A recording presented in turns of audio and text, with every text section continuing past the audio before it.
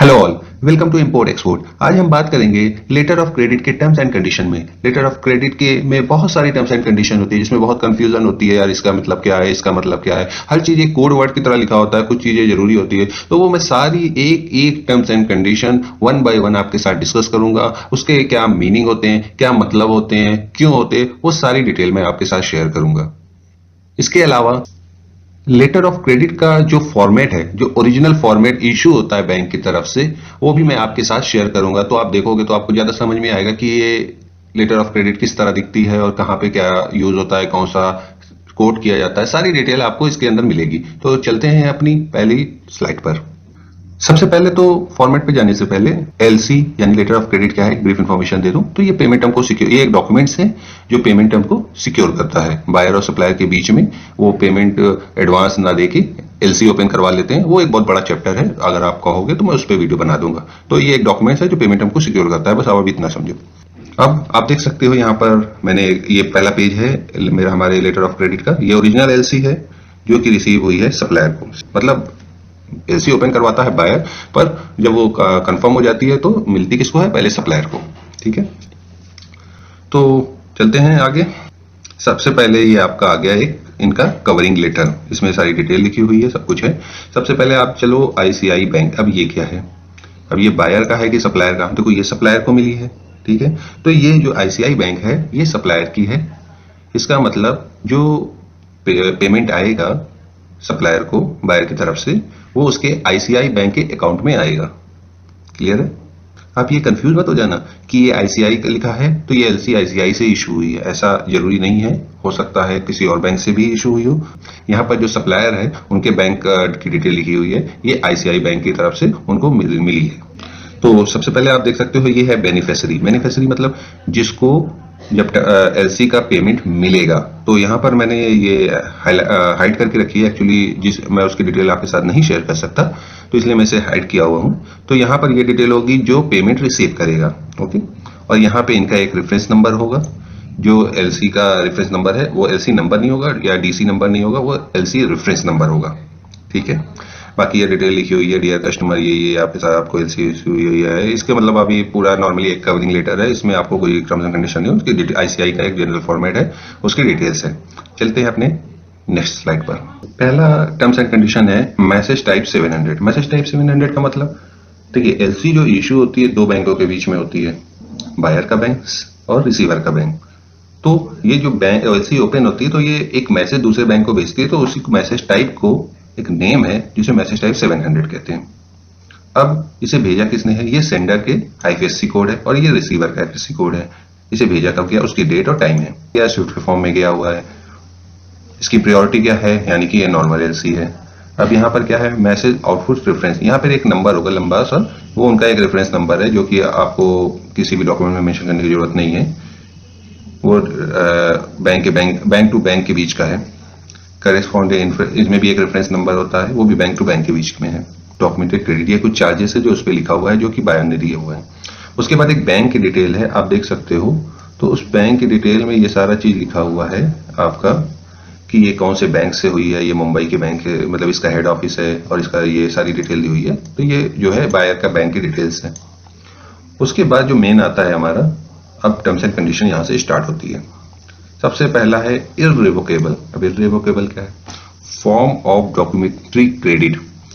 मतलब ये एलसी कई टाइप्स, एलसी के भी टाइप्स होते हैं, तो मोस्टली आपको इररिवोकेबल ही देखने को मिलेगा। इररिवोकेबल का मतलब यहाँ पर यह है कि एक बार एलसी इशू हो गई तो वो एलसी कैंसिल नहीं हो सकती, वो इररिवोकेबल है। अब जो उसमें कंडीशन होगी, अमेंडमेंट हो सकता है लेकिन वो कैंसिल नहीं होगी जब तक दोनों पार्टी ओके ना करे, तो ये वापस नहीं की जा सकती, इसलिए इसे कहते हैं इररिवोकेबल। दूसरा है, सबसे मेन चीज यहाँ पर आप देख रहे होगे मैंने हाइड किया हुआ है, ये है डीसी नंबर। डीसी नंबर क्या है, डॉक्यूमेंट्री क्रेडिट नंबर, जिसे हम एलसी नंबर या लेटर ऑफ क्रेडिट नंबर भी बोलते हैं। यही नंबर मेन है, जब भी इनवॉइसिंग होगी या कोई भी डॉक्यूमेंट्स होगा तो सब जगह आपको ये नंबर ही देना होगा, क्योंकि ऊपर के जो नंबर रेफरेंस नंबर थे वो बैंक थे, अब नीचे जो रेफरेंस नंबर है वो बायर और सेलर के बीच के चल रहे हैं। तो मैं यहाँ बायर और सेलर की बात कर रहा हूँ, तो यहाँ पे ये रेफरेंस नंबर हर जगह इंपॉर्टेंट होगा। और सबसे बड़ी चीज उसके बाद होती है इशू, मतलब किस डेट में एलसी इशू हुई। इशू की डेट ही बहुत इंपॉर्टेंट होती है। अगर इसमें इन दोनों चीजों में अगर कोई प्रॉब्लम हो जाती है या किसी डॉक्यूमेंट आप बनाते हो उसके बाद जो इनवॉइस जनरेट करते हो उसमें कुछ गलत हो गया तो बड़ी दिक्कत होती है। तो जब तक बायर अप्रूव नहीं करेगा, सेलर अगर रिक्वेस्ट करेगा तो बायर को अप्रूव करना पड़ेगा, बायर अप्रूव करेगा सेलर को अप्रूव करना पड़ेगा। तो मतलब इस तरीके से चलता है। तो एलसी नंबर और एलसी डेट बहुत ही देख के करना पड़ना चाहिए और हर डॉक्यूमेंट में इसका इंपॉर्टेंट है।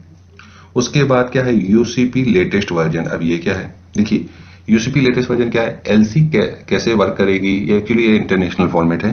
तो एलसी कैसे वर्क करेगी, क्या डिटेल हो, सारी डिटेल किस तरीके से आता है, तो एक सेट ऑफ रूल बना दिया गया है। तो उस रूल के अकॉर्डिंग एलसी इस कंडीशन में ऐसा करेगी, इस कंडीशन में ऐसा होगा। तो मतलब सारी कंडीशन का एक रूल ऑफ सेट है।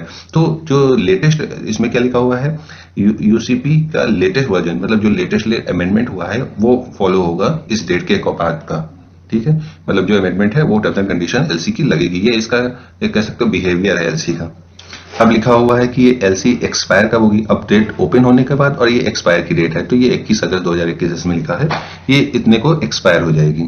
ठीक है, अब एप्लीकेंट, इसके बाद क्या है, जो बायर एलसी के लिए अप्लाई करेगा उसकी डिटेल यहाँ पर होगी, और जो बेनिफिशियरी यानी जो रिसीवर है उसकी जो है डिटेल, उसका नाम, उसका एड्रेस वगैरह यहाँ पर होगा, यहाँ एप्लीकेंट की और यहाँ रिसीवर की। उसके बाद आता है करेंसी क्या है, तो ये देखिए यूएसडी में ओपन हुआ है ये, और इसकी वैल्यू यहाँ पे लिखी हुई है। ये वैल्यू थोड़ा हाइड है, तो ये जो इसकी टोटल वैल्यू है वो लिखी हुई है यहाँ पर। ठीक है, मतलब जितना उसे पे करना है, जितना उसके हिसाब से एलसी ओपन होती है, तो उसकी डिटेल ये है। यहाँ पर कुछ रेफरेंस नंबर है जो मैंने हाइड किया है, यहाँ पर किया था, वो चीज यहाँ पर भी है, और यहाँ पे एक स्टैंप होता है ओरिजिनल एलसी की पहचान के लिए।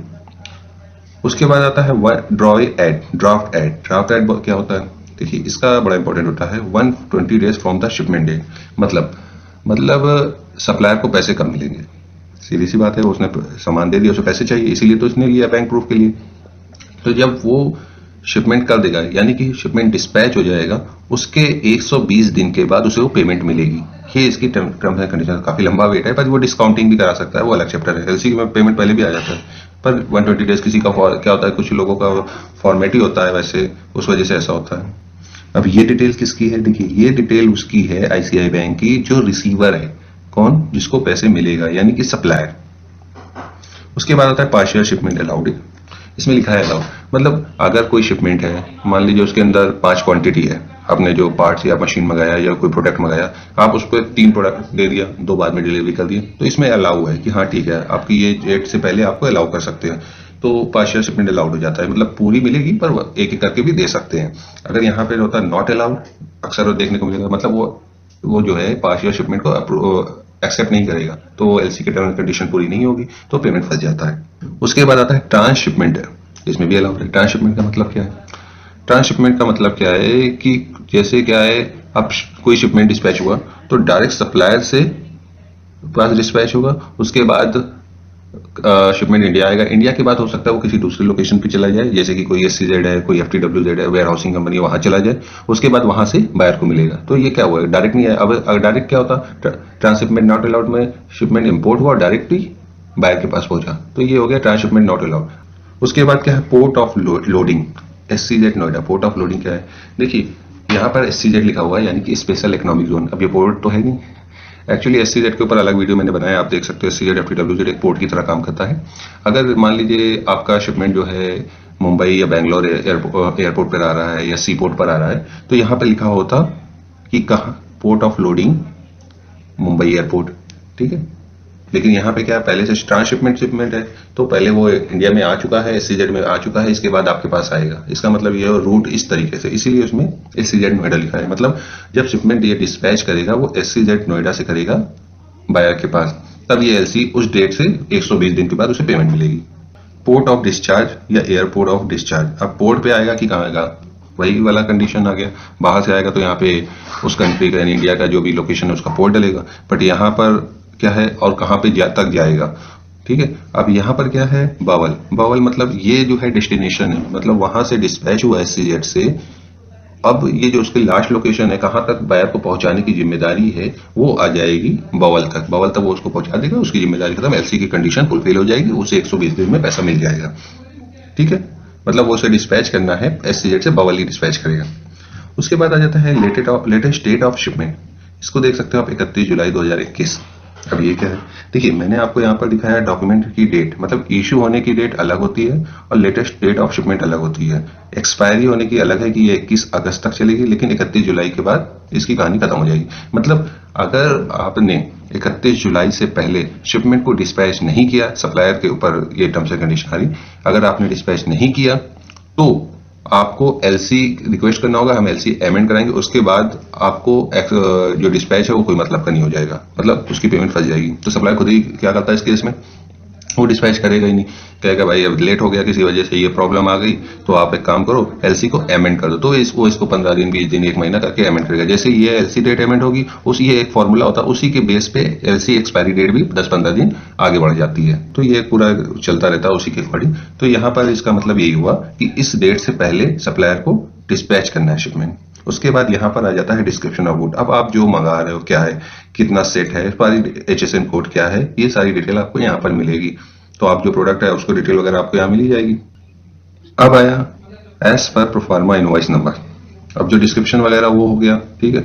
उसके बाद प्रोफार्मा इनवॉइस क्या है, अभी क्या हो गया, इनवॉइस तो जनरेट नहीं हुई सप्लायर की तरफ से, तो वो एक डॉक्यूमेंट देता है प्रोफार्मा इनवॉइस, जिसके बेस पे एलसी जो टर्म्स एंड कंडीशंस पे लिखी होती है, उसी के बेस पे एलसी इश्यू हुई है। तो उसमें जो टर्म्स एंड कंडीशन फॉलो होगी वो फुलफिल होना चाहिए, मतलब उसके जो पार्ट हो गए वो सारे हो गए, जो कितने क्या नाम एचएसएन कोड है, ये सारी डिटेल वो सारे फिलअप हो गए। बाकी जो टर्म्स एंड कंडीशन इसमें नहीं लिखी गई है, वो जो भी प्रोफार्मा इनवॉइस नंबर इस बेस पे लिखी है वो फुलफिल होनी चाहिए। ठीक है। उसके बाद आता है डीएपी। डीएपी यानी डिलीवर्ड एट प्लेस। अब ये एक इनको टर्म्स है, इनको टर्म्स आपको पता ही होगा। इनको टर्म्स बायर और सप्लायर के बीच में होता है कि किसकी जिम्मेदारी कहाँ तक होती है, एक इंटरनेशनल स्टैंडर्ड है। तो इसका मतलब है कि जो सप्लायर है वो कस्टमर के प्लेस तक डिलीवर कर देगा पर ड्यूटी नहीं पे करेगा, ये होता है। तो इसमें डीएपी कौन सा यूज होगा, इनकोटर्म 2010 का डीएपी यूज होगा। ठीक है, आगे चलते हैं। अब यहाँ पर आप देख सकते हो लिखा है bill of exchange 100% invoice value, मतलब जो bill of exchange, bill of entry जिसे बोलते हैं, वो फाइल होगी, उसमें जो वैल्यू होनी चाहिए वो 100% होनी चाहिए। उसके बाद जो पेमेंट होगा वो 120 दिन के बाद होगा, जो कि लॉरी रिसिप्ट। लॉरी रिसिप्ट यहाँ पे क्या है, वो जो शिपमेंट डिस्पैच होता है तो एक लॉरी नंबर जनरेट होता है, यानी कि डिस्पैच के अगेंस्ट में अगर आपने ट्रक से बोला तो ट्रक से भेजा, कि यहाँ पे तो ट्रक का मूवमेंट ही होगा, तो ट्रक से भेजा तो वहां पे एक वो लॉरी रिसिप्ट एलआर नंबर देगा, यानी एक रिसिप्ट होगा कि यहाँ से डिस्पैच हो गया, तो वो वहां से रिसीविंग देगा। ठीक है, तो ये 120 दिन के बाद पेमेंट होगा, ये लिखा हुआ है। उसके बाद जब ट्रांजेक्शन कंप्लीट हो जाएगा तो सप्लायर को 3 कॉमर्शियल इनवॉइस की कॉपी देनी होगी जो साइंड होगी। यहाँ पे डिजिटल साइन नहीं चलती, याद रखिएगा, स्टैंप वाली चलेगी।